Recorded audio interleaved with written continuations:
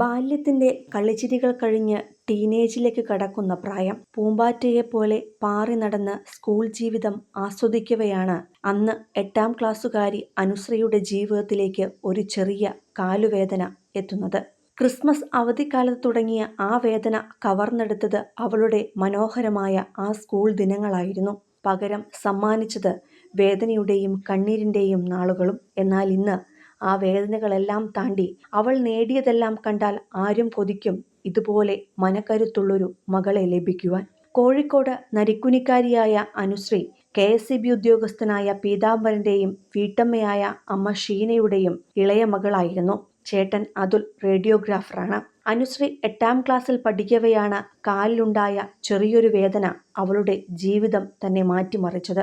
ആദ്യം എവിടെയെങ്കിലും തട്ടിയും മുട്ടിയും ഉണ്ടായ വേദനയാകുമെന്ന് കരുതി എണ്ണയും ബാമുമൊക്കെ തേച്ചു. എന്നാൽ ഒരാഴ്ചക്കിപ്പുറവും വേദനയും നീരും മാറാതെ വന്നതോടെ നടത്തിയ പരിശോധനയിലാണ് അത് ബോൺ ക്യാൻസർ ആണെന്ന് തിരിച്ചറിഞ്ഞത്.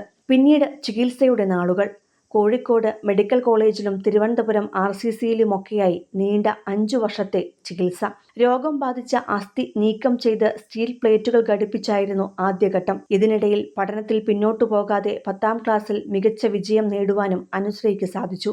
എന്നാൽ +1 പഠിക്കുമ്പോൾ അസ്ഥിയിൽ വീണ്ടും വിള്ളലുകൾ കണ്ടു തുടങ്ങി. 2 തവണ ശസ്ത്രക്രിയകൾ നടത്തിയെങ്കിലും ഫലം കാണാതെ വന്നതോടെ ജീവൻ രക്ഷിക്കുവാൻ വലതുകാൽ മുട്ടിനു താഴെ വെച്ച് മുറിച്ചു മാറ്റുക എന്ന കഠിനമായ തീരുമാനം ഡോക്ടർമാർക്ക് എടുക്കേണ്ടി വന്നു. തന്റെ പ്രിയപ്പെട്ട ഒരവയവം നഷ്ടപ്പെടുമ്പോഴും അനുശ്രീ തളർന്നില്ല.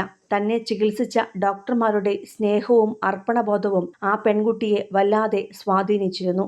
RCCയിലെ ഡോക്ടർ സുബിൻ സുഗത് ഉൾപ്പെടെയുള്ളവർ നൽകിയ പ്രചോദനത്തിൽ നിന്നാണ് ഡോക്ടർമാർ തിരിച്ചു നൽകിയ ഈ ജീവിതം കൊണ്ട് മറ്റുള്ളവരുടെ സങ്കടം മാറ്റണമെന്ന ഉറച്ച തീരുമാനം അനുശ്രീ എടുക്കുന്നത്. കൃത്രിമക്കാൽ ഘടിപ്പിച്ച ശേഷം അവൾ പിച്ചവെച്ചു തുടങ്ങിയത് തന്റെ വലിയ സ്വപ്നത്തിലേക്കായിരുന്നു. ചികിത്സയ്ക്കായി മാറ്റിവെക്കേണ്ടി വന്ന സമയം അത്രയും പഠനത്തിനായി അവൾ ഉപയോഗിച്ചു. കഠിനാധ്വാനത്തിലൂടെ നീറ്റ് പരീക്ഷയിൽ ഉന്നത വിജയം നേടിയ അനുശ്രീ തന്നെ ചികിത്സിച്ച അതേ കോഴിക്കോട് മെഡിക്കൽ കോളേജിൽ തന്നെ MBBS പ്രവേശനം നേടി. ക്യാൻസർ ബാധിതയാണെന്നറിഞ്ഞ് അച്ഛനും അമ്മയും കണ്ണീർ വാർത്ത അതേ ഇടനാഴികളിലൂടെ ഇന്നവൾ സ്റ്റെതസ്കോപ്പും കഴുത്തിലിട്ട് ഒരു ഡോക്ടറാകാനുള്ള തയ്യാറെടുപ്പിലാണ്.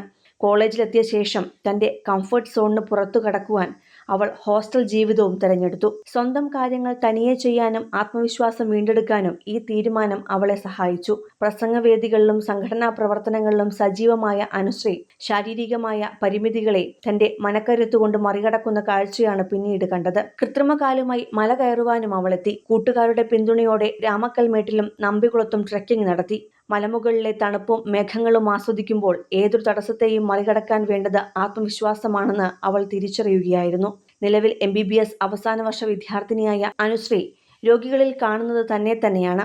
തനിക്ക് ലഭിച്ച സ്നേഹവും കരുതലും മറ്റുള്ളവർക്ക് പകുത്തു നൽകുക എന്നതാണ് അവളുടെ ലക്ഷ്യം. സ്പെഷ്യലൈസേഷൻ ഏത് വിഷയത്തിൽ വേണമെന്ന് തീരുമാനിച്ചിട്ടില്ലെങ്കിലും ഓങ്കോളജിയാണ് അവൾ ഇഷ്ടപ്പെടുന്നത്. സിനിമ, ഫാഷൻ, ലൈഫ് സ്റ്റൈൽ വാർത്തകൾക്കായി മലയാളി ലൈഫ് സബ്സ്ക്രൈബ് ചെയ്യൂ. ലേറ്റസ്റ്റ് അപ്ഡേറ്റ്സിനായി ബെൽ ബട്ടണും അമർത്തുക.